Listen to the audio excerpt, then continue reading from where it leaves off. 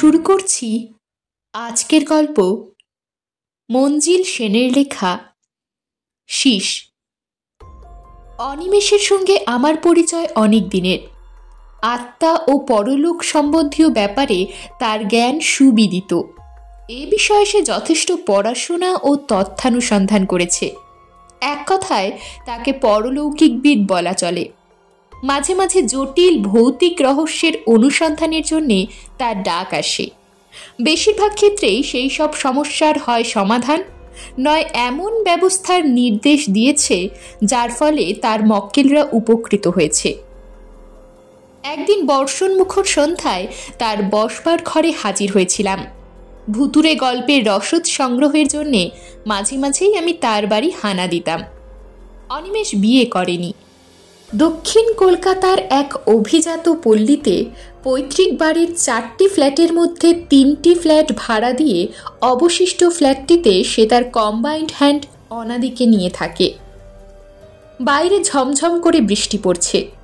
চায়ের পেয়ালায় চুমুক দিয়ে অনিমেষ একটা সিগারেট ধরালো। তার মুখে একটা গভীর চিন্তার রেখা ফুটে উঠেছে। দৃষ্টিটাও অন্যমনস্ক। বুঝলাম সে একটা সমস্যায় চিন্তাক্লিষ্ট।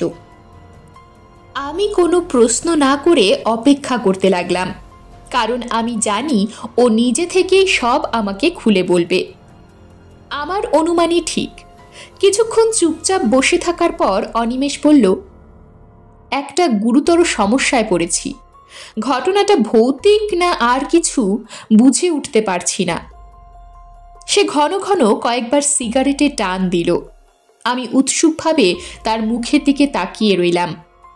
অনিমেষ সিগারেটে একটা শেষ টান দিয়ে সেটাকে ছাইদানিতে ঘষে নিভিয়ে ফেলতে ফেলতে বলতে শুরু করে, আজ থেকে ঠিক 15 দিন আগে আমি একটা জরুরি ডাকে বিষ্ণুপুর গিয়েছিলাম। দীপক রায় সেখানকার একজন প্রতিষ্ঠিত ব্যবসায়ী। তার আদি ব্যবসা বাঁকুড়ায়। বিষ্ণুপুরে গত 1 বছর ধরে তিনি নতুন ব্যবসার পত্তন করেছেন এবং এই অল্প সময়ের মধ্যেই বেশ জাঁকিয়ে বসেছেন। মাস কয়েক আগে তিনি শহরের প্রান্তে একটা খুব বড় বাড়ি কিনেছেন। বাড়িটা বহুদিনের পুরনো এবং প্রায় ভগ্নদশা বলে জলের দামে তিনি কিনে সংস্কার করতে শুরু করেন। বাড়িটার ঘরগুলো মস্ত বড় বড়, সাবেকি আমলের। তিনি যতদূর সম্ভব বাড়িটার মূল গঠন প্রণালী বজায় রেখে বাড়িটাকে নতুনভাবে ঢেলে সাজিয়েছেন। মাত্র গত মাসেই তিনি ওই বাড়িতে প্রবেশ করেন। বাড়িটা কেনার আগে অনেকেই তাকে নিষেধ করেছিলেন। বাড়িটা নাকি ভুতুড়ে এবং গত 20 বছরে অনেকেই বাড়িটা কিনেছিলেন, কিন্তু কিছুদিনের মধ্যেই বেচে দিতে বাধ্য হন। দীপকবাবু অবশ্য ভূতপ্রেতে বিশ্বাস করেন না, তাই তাদের কথা শোনেননি। তিনি বাড়িতে ঢোকার ঠিক 5ম রাত্রে পূব দিকের শেষ প্রান্তের ঘর থেকে একটা অস্বস্তিকর শীষের শব্দ শুনতে পান। শীষের শব্দটা এমন বিচিত্র যেন মনে হয় কেউ বুঝি শয়তানি হাসি হাসছে। দীপকবাবু, তার ছোট ভাই আর তাদের অনেক দিনের পুরনো চাকর রামু ব্যাপারটা অনুসন্ধান করবার উদ্দেশ্যে লণ্ঠন নিয়ে সেই ঘরের বন্ধ দরজা খুলে ভেতরে ঢোকেন। কিন্তু আশ্চর্য, ঘরের মধ্যে তারা কাউকে দেখতে পেলেন না, অথচ সমস্ত ঘর জুড়ে শীষের শব্দটা ভেসে বেড়াচ্ছে। আর যেদিকেই তারা মুখ করে দাঁড়ান না কেন, মনে হচ্ছে কেউ যেন তাদের পেছন থেকে শীষ দিচ্ছে। তারা ঘর থেকে বেরিয়ে এসে দরজায় চাবি লাগিয়ে দিলেন। তারপর লাঠি সোঁটা নিয়ে বাড়ির চারপাশে খুঁজে দেখতে লাগলেন কেউ বা কারা তাদের ভয় দেখাবার উদ্দেশ্যে একটা ভৌতিক আবহাওয়া সৃষ্টি করবার কৌশল অবলম্বন করেছে কিনা। কিন্তু তন্ন তন্ন করে খুঁজেও তারা কারো টিকি দেখতে পেলেন না। ঘর থেকে শীষের শব্দ কিন্তু তখনও ভেসে আসছে। পরদিন দিনের আলোয় তারা ঘরটার মেঝে, দেওয়াল এবং আনাজ কানাজ পরীক্ষা করে দেখলেন, কিন্তু অস্বাভাবিক কিছুই তাদের চোখে পড়ল না। প্রতিদিন রাত্রে তারা বাড়ির চারপাশে পাহারা বসালেন, কিন্তু শীষের রহস্য আর ভেদ হলো না। এদিকে রামু ছাড়া বাড়ির আর সব চাকর বাকর ভূতের ভয়ে পালিয়েছে। অত বড় বাড়িটাতে এখন মাত্র 3টি প্রাণী, এরপরই তিনি আমার সাহায্য প্রার্থী হন। এখন ব্যাপারটা হলো, দীপকবাবু বিষ্ণুপুরে আসার অল্প কিছুদিন পরেই স্থানীয় এক উকিলের একমাত্র মেয়ের সঙ্গে তার পরিচয়ের সৌভাগ্য হয়। মহিলা নাকি অপূর্ব রূপসী। এই পরিচয় ক্রমশ অন্তরঙ্গতায় পরিণত হয় এবং তাদের বিয়ের কথাও পাকাপাকি হয়ে যায়। স্থানীয় অনেক যুবকই ওই মহিলার পানি প্রার্থী ছিল। তাদের এই ঘটনায় ঈর্ষা হওয়া স্বাভাবিক। বিয়ের কথা পাকাপাকি হয়ে যাবার পর দীপকবাবু আগে যে বাড়িতে থাকতেন সেখানে একটা ভোজের আয়োজন করেন। শহরের গণ্যমান্য ব্যক্তিরা ছাড়াও এইসব স্থানীয় যুবকের দলও এই ভোজে আমন্ত্রিত হয়েছিল। কথায় কথায় ওই বাড়ির প্রসঙ্গ ওঠে এবং ওটা যে হানা বাড়ি সে সম্বন্ধে কারও দ্বিমত ছিল না। দীপকবাবু কথাটা হেসে উড়িয়ে দিলে তাদের মধ্যে একজন বাজি ধরে যে 2 মাসের বেশি তিনি কিছুতেই ওই বাড়িতে বাস করতে পারবেন না। দীপকবাবুও বাজিতে রাজি হয়ে যান। তাই প্রথম প্রথম তার সন্দেহ হয়েছিল যে তাকে বাজিতে হারাবার উদ্দেশ্যেই স্থানীয় যুবকরা কোনো কৌশলে শীষের শব্দ করছে। বাড়িটার এমনিতেই অপবাদ আছে, তার উপর রাত্রে ওই ধরনের শব্দ শুনলে অতি বড় সাহসীরও কাবু হয়ে পড়া বিচিত্র নয়। কিন্তু বহু চেষ্টাতেও সেই স্থানীয় যুবকদের সন্ধান কিংবা সেই শীষের সূত্র না পাওয়ায় তার বিশ্বাসে ফাটল ধরেছে এবং সমস্ত ঘটনা যে ভৌতিক সে বিষয়ে এখন আর তার সন্দেহ নেই। আমি সন্ধ্যের মুখে বিষ্ণুপুর পৌঁছলাম। ঘটনাটা শুনতে শুনতে রাত 9টা বেজে গেল। তারপর খাওয়া দাওয়া সেরে আমরা বসবার ঘরে এসে বসেছি।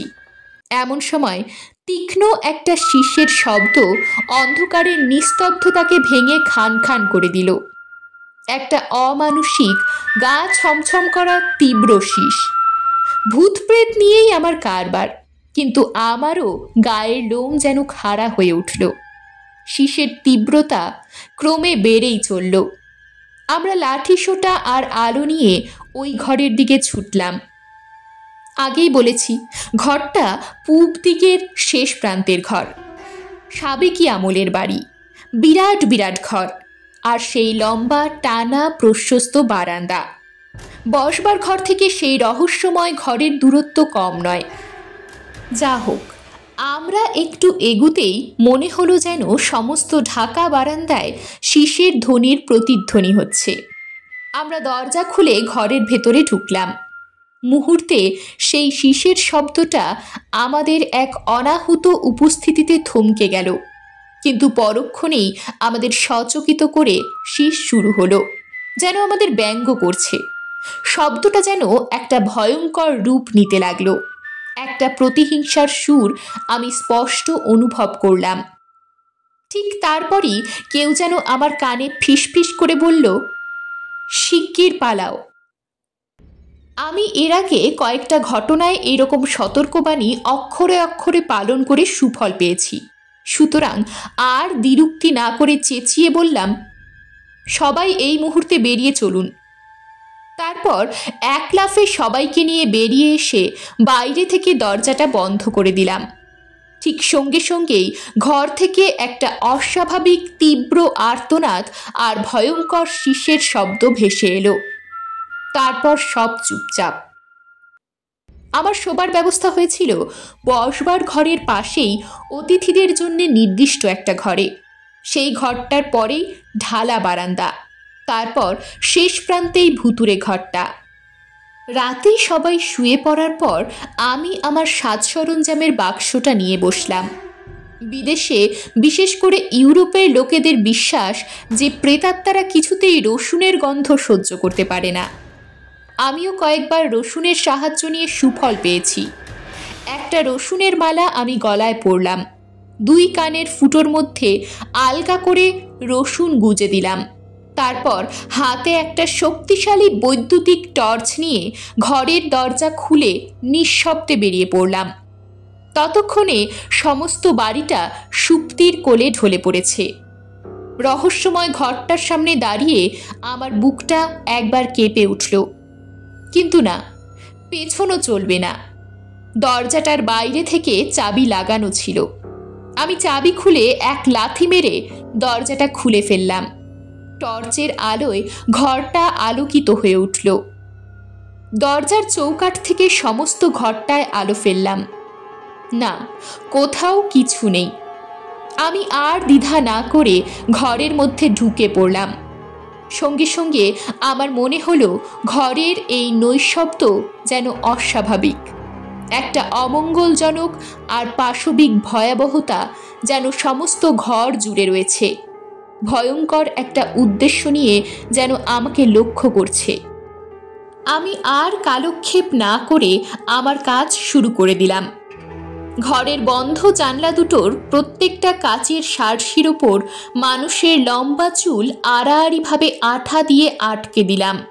এটা হলো প্রেতাত্মাদের শূন্য পথে সহজ যাতায়াতের একটা প্রতিবন্ধক। এসব যখন করছি তখন ঘরের মধ্যে একটা চাপা উত্তেজনা সমস্ত মন প্রাণ দিয়ে আমি অনুভব করলাম। নিস্তব্ধতা যেন ক্রমশ গাঢ় আর জমাট হয়ে উঠছে। কেউ যে আমার প্রতিটি কাজ লক্ষ্য করছে তা আমি আমার ষষ্ঠ ইন্দ্রিয়ের অনুভূতি দিয়ে স্পষ্ট উপলব্ধি করলাম। আমার কাজ যখন প্রায় শেষ হয়ে এসেছে ঠিক তক্ষুনি ঘরের মধ্যে একটা চাপা বিদ্রুপাত্মক শীষ ধ্বনিত হয়ে উঠল। কেউ যেন আমাকে ভীষণভাবে ব্যঙ্গ করছে। আমার শিরদাঁড়া দিয়ে একটা ঠান্ডা হিম শিহরণ বয়ে গেল। শীষের শব্দটা ক্রমশ একটা ভয়ঙ্কর আকার নিয়ে উচ্চ হতে উচ্চতর গ্রামে সমস্ত ঘর জুড়ে ছড়িয়ে পড়ল। কিন্তু আশ্চর্য, শীষটা ঠিক মানুষের সুর করে শীষ দেওয়ার মতো হলেও তার চরিত্র অমানুষিক, পৈশাচিক। আমি এক ছুটে দরজার কাছে চলে এলাম। আর ঠিক সেই মুহূর্তে একটা অবর্ণনীয় যন্ত্রণা কাতর ক্রুব্ধ চিৎকার, অনেকটা অমঙ্গলকামী আর্তনাদের মতো, শীষের শব্দকে ছাপিয়ে বেজে উঠল। আমি এক হ্যাচকায় দরজার একটা পাল্লা খুলে বেরিয়ে এলাম। বাইরে থেকে সশব্দে সেটা টেনে বন্ধ করে চাবি লাগিয়ে দিলাম। বাইরে দরজাটার ঠিক উল্টো দিকের দেয়ালে ঠেস দিয়ে আমি হাঁপাতে লাগলাম। বুঝতে পারলাম ঘটনাটা ভৌতিক নয়, পৈশাচিক, এবং আমি যেসব সাবধানতা অবলম্বন করেছি তা হয়তো যথেষ্ট নয়। সবচেয়ে বড় কথা হলো একটা জড় মৃতের জীবিতের মতো আচার ব্যবহারের প্রয়াস। এ যাত্রা আমি খুব অল্পের জন্যে বেঁচে গেছি। যে পিশাচ ইট, কাঠ ও পাথরের মধ্যে দিয়ে মানুষের মতো কণ্ঠস্বর অনুকরণ করার ক্ষমতা রাখে, তার কাছে রসুন বা কোনো পবিত্র রক্ষাকবচই পর্যাপ্ত নয়। এই ধরনের পিশাচের বিরুদ্ধে আত্মরক্ষার কোনো ব্যবস্থা আছে কিনা আমার জানা নেই। অবশ্য কয়েক মুহূর্তের জন্য যা এই পিশাচকেও দমন করে রাখতে পারে তা হলো পিশাচ সিদ্ধের মন্ত্রগুপ্তির শেষ স্তবকের শেষ চরণ। শুনেছি যখনই পিশাচ ভয়ঙ্কর হয়ে ওঠে, জীবিত প্রাণীর অনিষ্ট করতে উদ্যত হয়, তখনই আপনা থেকে সেই অজ্ঞাত চরণটি উচ্চারিত হয়ে কয়েক মুহূর্তের জন্যে সে পিশাচকে দুষ্কর্ম থেকে নিরস্ত করে। ঘরের মধ্যে তখন অবিরাম শীষ বেজে চলেছে, কিন্তু ক্রমে ক্রমে তা মিলিয়ে গেল। বাইরে থেকেই ভেতরের নিস্তব্ধতার মধ্যে আমি একটা গোপন নিষ্ঠুর ইচ্ছার আভাস পেতে লাগলাম। যা হোক, আমি আমার ঘরে ফিরে এসে শুয়ে পড়লাম। ঘুমিয়ে পড়েছিলাম, কিন্তু রাত প্রায় 2টোর সময় তীব্র শীষের শব্দে ঘুম ভেঙে গেল। সমস্ত বাড়িটা মনে হলো শীষের শব্দে ভরে গেছে, যেন একটা দানব মত্ত হয়ে উঠেছে। আমি উঠে বসতেই ঘরের দরজাটা খুলে গেল আর দীপকবাবু লণ্ঠন হাতে প্রবেশ করলেন। তিনি বললেন যে শীষের প্রচণ্ডতায় তারও ঘুম ভেঙে গেছে। পকেট থেকে একটা পিস্তল বের করে তিনি আমাকে বললেন, চলুন আজ ঘরে ঢুকে এলোপাথারি গুলি ছুড়ব। এ আর সহ্য হয় না, একটা ফয়সলা হয়ে যাক। আমি তাকে অনেক বুঝিয়ে নিরস্ত করলাম। ঘণ্টাখানেক পর শীষ থামল। দীপকবাবুও নিজের ঘরে চলে গেলেন। সকালবেলা আমি আবার ঘরটা পরীক্ষা করলাম। দরজার বাইরে থেকে আমি যে চুল দিয়ে সিল করে দিয়েছিলাম তা ঠিকই আছে। ভেতরের জানালার সার্সিগুলোর একটার চুল কিন্তু আলগা হয়ে মাটিতে পড়ে আছে। আমি ভাবলাম হয়তো কাল স্নায়বিক উত্তেজনার বশে চুলটা ঠিকমতো লাগাতে পারিনি, তাই খুলে গেছে। আমি নতুন করে সেই সার্সিটা সিল করে দিলাম। তারপর দেওয়ালগুলো আবার ভালো করে পরীক্ষা করতে শুরু করলাম। এমনও তো হতে পারে কেউ একটা ভৌতিক আবহাওয়া সৃষ্টির উদ্দেশ্যে দেওয়ালের মধ্যে গর্ত করে একটা স্বয়ংক্রিয় যন্ত্র বসিয়েছে, যা থেকে শীষের মতো শব্দ বেরুচ্ছে।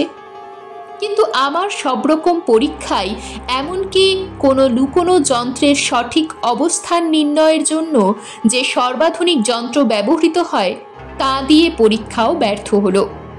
এরপর প্রায় প্রত্যেক রাতেই সেই শীষের আওয়াজ অসহ্য হয়ে উঠল, যেন ঘরে কেউ আমার নিরাপত্তামূলক ব্যবস্থার বিরুদ্ধে ব্যঙ্গ করে তার বিদ্বেষ প্রকাশ করছে। প্রতি রাতে নিঃশব্দ পায়ে আমি সেই ঘরের বন্ধ দরজার সামনে দাঁড়াতাম। সঙ্গে সঙ্গে ভেতরের শীষের আওয়াজ যেন বদলে যেত। একটা ভয়াবহ বিদ্রূপের সুর ধ্বনিত হয়ে উঠত, যেন অর্ধজীবন্ত একটা দানব বন্ধ ঘরের দেওয়ালের মধ্যে দিয়ে আমাকে স্পষ্ট লক্ষ্য করছে।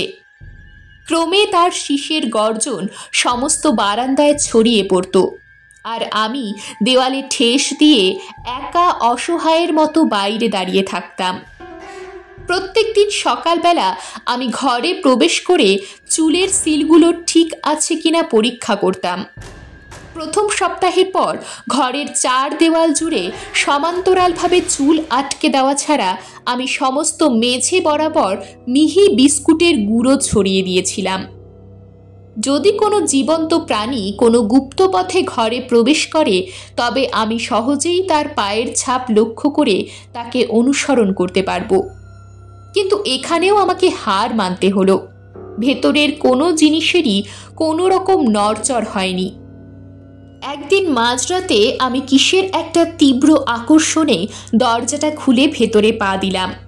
সঙ্গে সঙ্গে সমস্ত ঘরটা জুড়ে একটা উন্মত্ত তীক্ষ্ণ চিৎকার বেজে উঠল। আমার মনে হলো আওয়াজটা যেন আমাকে লক্ষ্য করে তেড়ে আসছে। সঙ্গে সঙ্গে আমি ঘর থেকে বেরিয়ে দরজাটা টেনে দিলাম। কালই আমি ফিরে এসেছি। ন্যাশনাল লাইব্রেরিতে এই বিষয়ে একটা দুর্মূল্য জার্মান বই আছে। সেটা থেকে যদি কিছু প্রতিবিধান পাই, এই আশাতেই এসেছি। আবার আগামীকালই ওখানে যাব। অবশ্য দীপক বাবুকে আমি বারবার করে বলে এসেছি, আমার অবর্তমানে কোনো কারণেই যেন ঘরের দরজা রাত্রিবেলা খোলা না হয়। ভালো কথা, শীষের আওয়াজটা টেপ করে নিয়েছিলাম, কিন্তু রেকর্ড যখন চালানো হলো তখন দেখা গেল কোনো আওয়াজ হচ্ছে না। আরেকটা অদ্ভুত ব্যাপার হচ্ছে, রাত্রে শীষের সময় আমি মাইক ব্যবহার করে দেখেছি, শব্দটা বাড়ে না। এমনকি মাইকের মধ্যে দিয়ে আওয়াজ যায়ই না, যেন শীষের কোনো অস্তিত্বই নেই। অনিমেষ চুপ করল। সরকারি কাজে বাইরে যাওয়ায় অনিমেষের সঙ্গে আমার প্রায় দিন 20 দেখা হয়নি।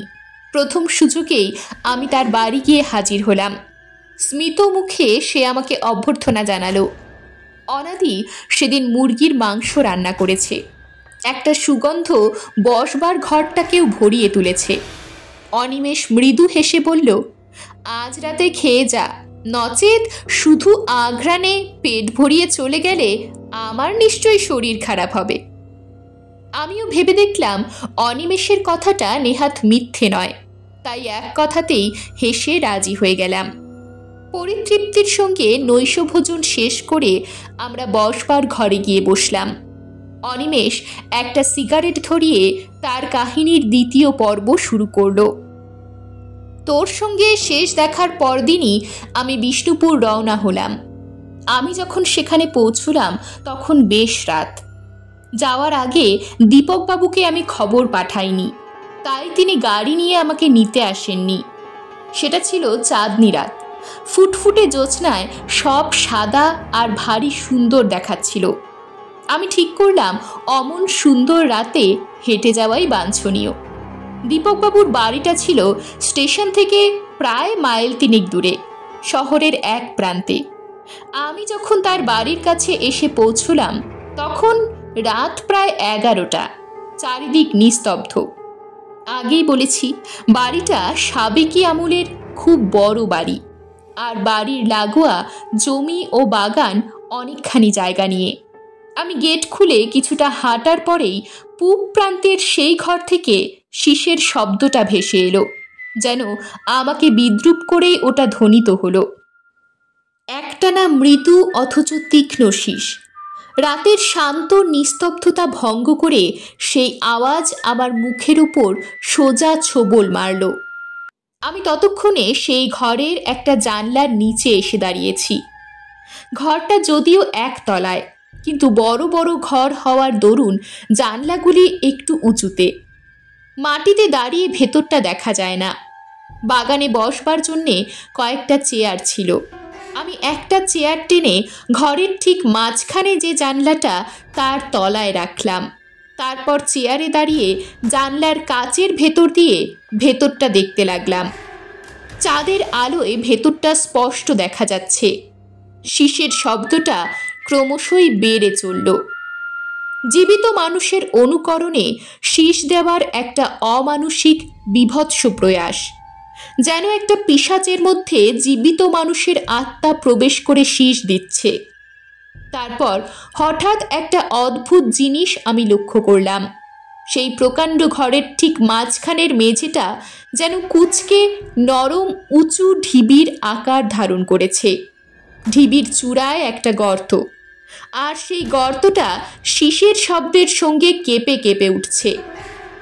আমি মন্ত্রমুগ্ধের মতো ব্যাপারটা লক্ষ্য করতে লাগলাম। সেই গর্ত বা ফাঁকটা নিঃশ্বাস টানা আর ছাড়ার মতো নড়ে উঠছে। একটা দীর্ঘ নিঃশ্বাস টেনে যেন সেটা কেঁপে উঠছে, আর সঙ্গে সঙ্গে অবিশ্বাস্য সুরে শীষ বেজে উঠছে। তারপরে আমি আবিষ্কার করলাম বস্তুটা জীবন্ত। চাঁদের আলোয় দুটো পাশবিক বিশাল কালো স্ফীত ঠোঁট স্পষ্ট দেখতে পেলাম। সেই ঠোঁট দুটো যেন অসীম প্রচেষ্টায় শীষ দিচ্ছে, আর স্ফীত ঠোঁটের চারপাশটা কুঁচকে যাচ্ছে। দারুণ পরিশ্রমে ওপরের পুরু বিশাল ঠোঁটের ওপর ঘন ঘাম জমে গেছে। সেই মুহূর্তে তীব্র আর্তনাদ করে শীষটা বেজে উঠল। আমি শিউরে উঠলাম। পরক্ষণেই আমি স্তম্ভিত হয়ে ঘরের মসৃণ মেঝের দিকে তাকিয়ে রইলাম। ঢিবির কোনো চিহ্নই নেই। সম্পূর্ণ নিরীহ আসবাবশূন্য একটা বিরাট ঘর। কিন্তু আমার তো দৃষ্টিভ্রম হয়নি। চাঁদের আলোয় আমি সব স্পষ্ট দেখেছি। একটা ভীষণ ভয় আমাকে ঘিরে ধরল। আমি চেয়ার থেকে নেমে ছুটে পালাবো ভাবছি। ঠিক সেই সময় ঘরের ভেতর থেকে দীপকবাবুর আর্তনাদ শুনতে পেলাম, বাঁচাও বাঁচাও। আমি যেন সাহস ফিরে পেলাম।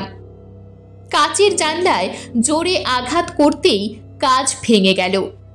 ফোকর দিয়ে হাত ঢুকিয়ে ভেতরের ছিটকিনিটা খুলে এক ধাক্কা দিতেই জানলাটা হা হয়ে গেল। আমি জানলা দিয়ে লাফ মেরে ঘরের মধ্যে ঢুকে পড়লাম। তারপর ফায়ার প্লেসের দিকে ছুটে গেলাম। আমার কেন জানি মনে হয়েছিল দীপকবাবুর চিৎকারটা ওদিক থেকেই এসেছে। কিন্তু কোথায় দীপকবাবু? সমস্ত ঘরটা ফাঁকা, কেউ নেই। বিদ্যুৎ চমকের মতো আমি উপলব্ধি করলাম দীপকবাবু ঘরে কখনোই ছিলেন না। আমাকে বিভ্রান্ত করে ঘরে টেনে আনার জন্যেই অশরীরী পিশাচটা ওই ধূর্ত কৌশলের আশ্রয় নিয়েছে। আমি পেছন ফিরে জানলা লক্ষ্য করে ছুটলাম, আর সেই মুহূর্তে একটা ভয়াবহ শীষের আর্তনাদে সমস্ত ঘরটা ভরে উঠল। আমার মনে হলো চারপাশের দেওয়াল আমার দিকে এগিয়ে আসছে, আর আমার বাঁ দিকে ঠিক 1 গজ দূরে একজোড়া বিশাল কালো ঠোঁট হিংস্রভাবে আমাকে লক্ষ্য করছে। এই বুঝি আমাকে গ্রাস করবে। বুঝলাম আমার আর পরিত্রাণ নেই। ঠিক সেই মুহূর্তে আমার কানের কাছে পিশাচ সিদ্ধের মন্ত্রগুপ্তির শেষ স্তবকের শেষ চরণটা ফিসফিসিয়ে উঠে সমস্ত ঘরে ছড়িয়ে পড়ল। সঙ্গে সঙ্গে একটা অদ্ভুত ব্যাপার ঘটল। ওপর থেকে ক্রমাগত যেন ধুলো পড়তে লাগলো, আর ঘরের মধ্যে সব কিছু থমকে গেল। আমার দৃঢ় বিশ্বাস হলো যে কয়েক মুহূর্ত মাত্র, কয়েক মুহূর্তের জন্যে আমি নিরাপদ। আমি আর সময় নষ্ট না করে ছুটে জানলার কাছে চলে গেলাম। অবিশ্বাস্য এক লাফ মেরে জানলার চৌকাঠে উঠে পড়লাম, তারপর আর এক লাফে নিচের নরম মাটিতে। চাঁদের আলোয় নরম মাটি আর ভেজা ঘাসের ওপরে বসে আমি হাঁপাতে লাগলাম। আমার মাথার উপরে জানলা দিয়ে শিকার হাতছাড়া হয়ে গেলে পশু যেমন হিংস্র হয়ে ওঠে, সেই রকম হিংস্র শীষ যেন আছড়ে বেরিয়ে আসতে লাগলো। সকালবেলা দীপকবাবুর কাছে সমস্ত ঘটনাটা বিবৃত করে আমি পরামর্শ দিলাম ওই ভুতুরে ঘরটা সম্পূর্ণ ভেঙে টুকরো টুকরো করে যথাসম্ভব পুড়িয়ে ফেলতে হবে। দীপকবাবু আমার কথায় সম্মত হলেন। একসঙ্গে অনেক লোক মিলিয়ে 10 দিনের মধ্যেই ঘরটা ভেঙে সম্পূর্ণ পরিষ্কার করা হলো। ঘরটা যখন ভাঙা শেষ হয়ে এসেছে, ঠিক তখন আমি ভয়ঙ্কর ঘটনাটার ওপর আলোকপাত করতে সক্ষম হলাম। আগুন চুল্লির কাঠের কাঠামোটা ভেঙে ফেলতেই একটা চতুষ্কোণ পাথর বেরিয়ে এলো।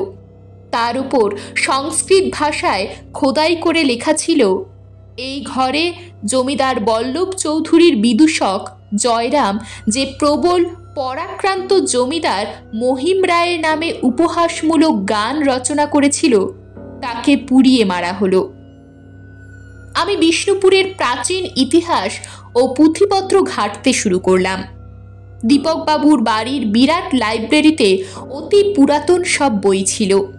ওই সব বইগুলো প্রাচীন আমলের।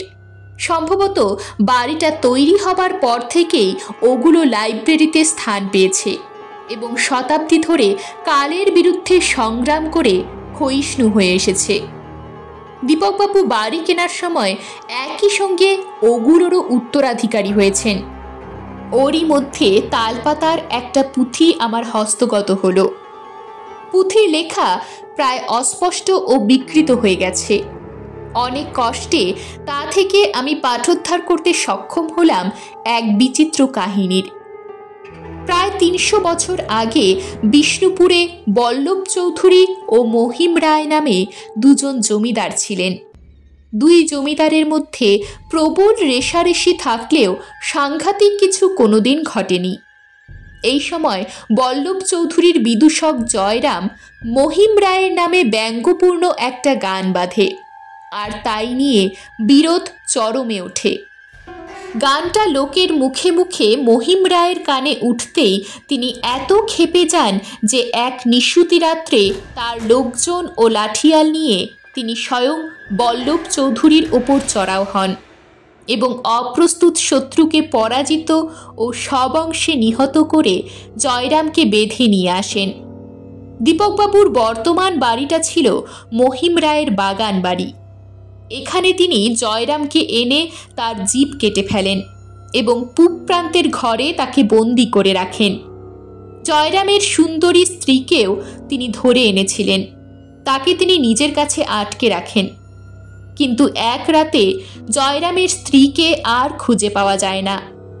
পরদিন সকালে দেখা গেল সে তার স্বামীর কোলের ওপর মরে পড়ে আছে, আর জয়রাম সোজা হয়ে বসে মহিম রায়ের নামে রচিত গানটা শীষ দিচ্ছে। জিভ কাটা বলে গাইতে সে আর পারত না।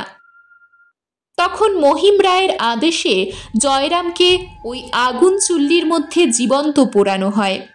মৃত্যুর পূর্ব মুহূর্ত পর্যন্ত জয়রাম উপহাসমূলক গানটা শীষ দিয়ে চলেছিল, একবারও থামেনি। তারপর থেকেই রাতে ওই ঘর থেকে শীষের শব্দ যেত।